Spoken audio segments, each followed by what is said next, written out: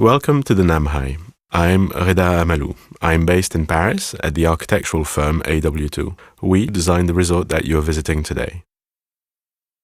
In its first year of operation, the Namhaï won worldwide acclaim from a grand suite of magazines. The one I'm most proud of was conferred by Travel and Leisure magazine, which hailed the Namhaï as the best resort in the world in its annual design competition. Some of you have come a very long way to visit the Namhaï.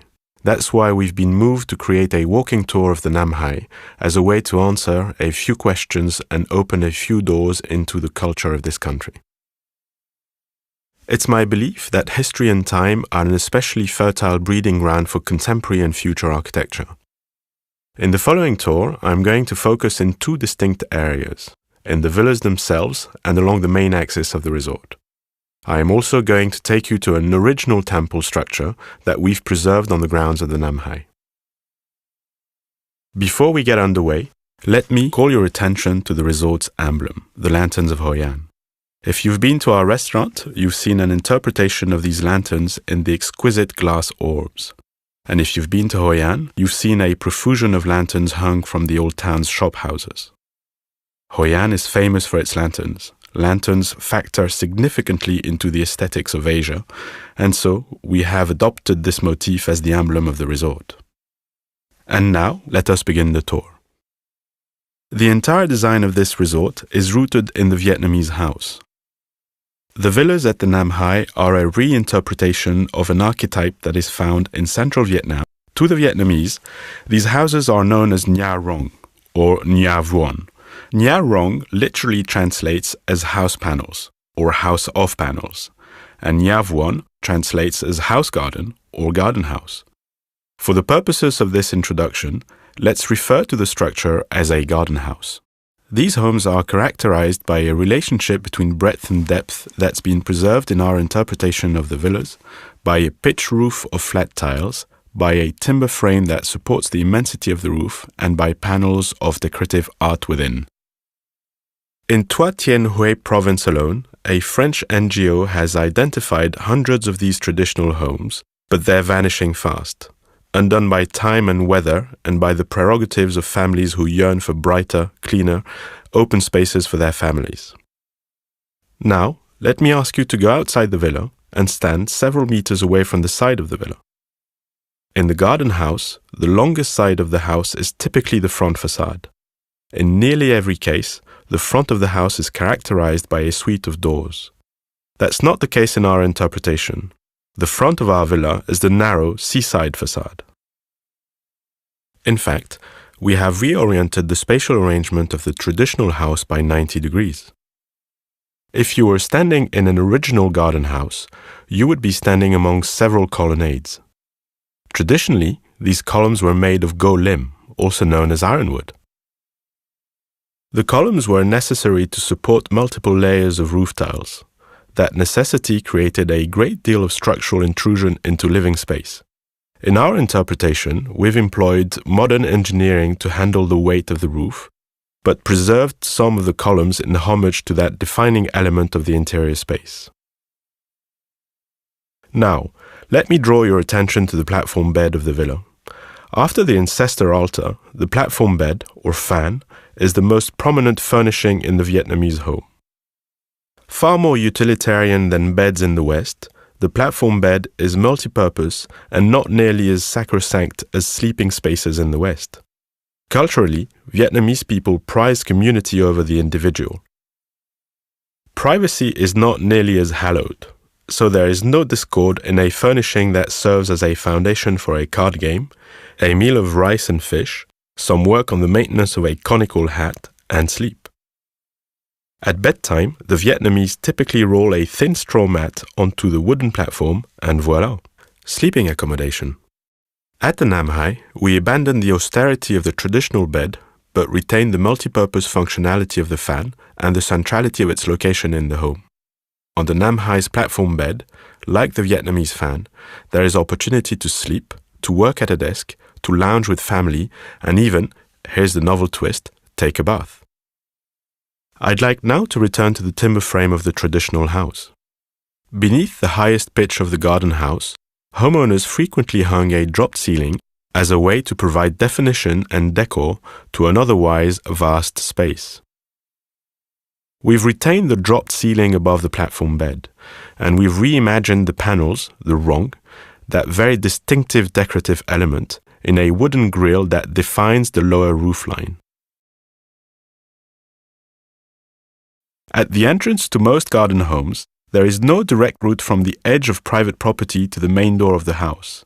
Instead, the bin phuong, or screen, diverts the ability of anyone or anything to move directly in a straight line. I understand this impulse to screen the home in a variety of ways. First, the screen serves as a distraction to malevolent spirits carried on the wind.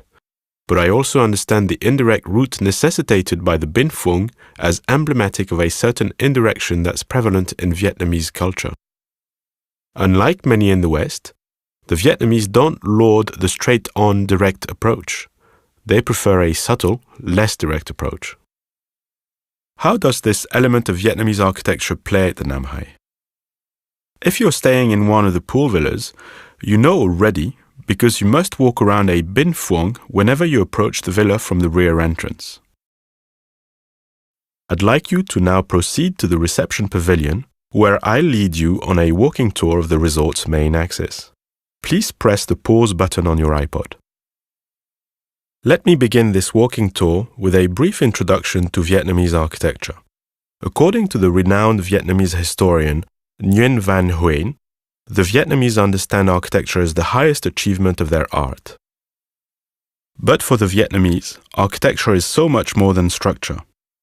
It is a melding of structure and landscape and less easily definable constituents that the wider world know as feng shui, and the Vietnamese call phong thủy. Literally, phong thủy translates as wind-water. As we begin this part of the tour, I'd like to position you on the seaside of the reception hall, looking out over the main axis of the resort, over the reflecting pool, the upper pool, the lap pool and main pool, all the way out to sea. Let's turn now to the right and the next stop on the tour. The long suite of doors that front the breadth of the boutique and boardroom are distinctly Vietnamese. Moving towards the sea along the right side of the axis, let me draw your attention to the roof of the open lounge to the right. The vast roofs of these more public buildings are of the second traditional style found throughout this part of Vietnam, and they are hallmarks of Hue architecture. The tiles that you find on the roofs of most traditional structures in Vietnam fall into one of two categories: pan tiles, whose interlocking S-shaped sections reference the yin and the yang, and flat tiles that achieve such density of configuration that the Vietnamese often liken the layers to the scales of a fish. Moving on, I'll ask you to stop at the uppermost swimming pool and have a look at the big-bellied jars set on their own stages. As everyone knows, rice is an integral part of Asian culture, as much part of Vietnamese culture as any other, perhaps more so. When you eat in Vietnam, you ăn com, or eat rice, even if you're not actually going to eat rice. The jars before you here are used for rice and water as well. Typically, the big jars are used for water and the smaller, same-shaped jars are used for rice. Though our jars have handles, the traditional ones do not. When the Vietnamese carry these, they embrace them. That speaks to the culture's relationships to its staple. Culturally, there's been a love affair between the Vietnamese and this crop for thousands of years. At this point, I won't ask you to continue your descent to the main pool, but do look at the ranks of palms. The symmetry is naturally appealing, but this too has precedent in the garden house, many of which are set off by a line of areca palms. The straightness of a tree trunk is an emblem to the integrity of a home's occupant, the symbol of a gentleman. Like so many elements at large in the Nam Hai, we've sought multiple levels of reference to tradition as we designed the resort. I would also point out to you the wonderful frangipani trees around the main pool. The Nguyen emperors were particularly fond of this tree. The lovely flowers tempt pickers, but mindful Vietnamese, for whom the flowering boughs of beautiful trees are often fair game, avoid picking these blooms. Why? according to a local custom, a ghost may follow that lovely flower home with you, and nobody wants that. If you cross now to the opposite side of the axis, toward the restaurant, I want to mention one other inspiration. Note the sheer-faced walls that border the steps. You may recall these walls from the epic French film about the colonial era, Indochine. When Catherine Deneuve and her adopted Vietnamese daughter are sitting in a lakeside pavilion, they are actually sitting on the grounds of Tu Duc's tomb, one of the most magisterial and inspiring works of architecture in all Vietnam. At Tu Duc's tomb, indeed through Hue's imperial city and the vestige of royal palaces in Hanoi, you'll note the width of the stairways. At the Nam Hai, that same expansively wide stairway is a hallmark of our central axis. Before we leave the main axis of the resort, let me draw your attention to another design element that's central to Vietnamese tradition. In fact, after the resort's trademark lantern, the ubiquitous candle holders rank as the most assertive decorative element. Look for these marble candle holders in the gallery of the library building and within your villas as well. If you're standing back at the reception pavilion, you've come to the conclusion of our tour along the resort's main axis. I'd like to steer you in one more direction to conclude this tour of the Nam Hai and Vietnamese culture.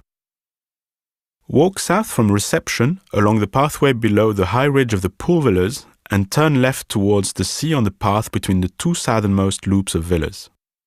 About 50 meters down this path is the Tan Huang Temple. This temple sits on its original footprint, though the temple was completely rebuilt when the villas were built. Every village in Vietnam maintains a temple for their tutelary gods. It's important to understand that this temple is not derived from Buddhist beliefs or even Confucian traditions. Fishermen who put out to sea nearby worshipped at this temple, praying to locally esteemed gods for safe passage and safe return. Though the Nam Hai now occupies this site, locals still make pilgrimages to this site at Tet and on other festival days of the lunar calendar.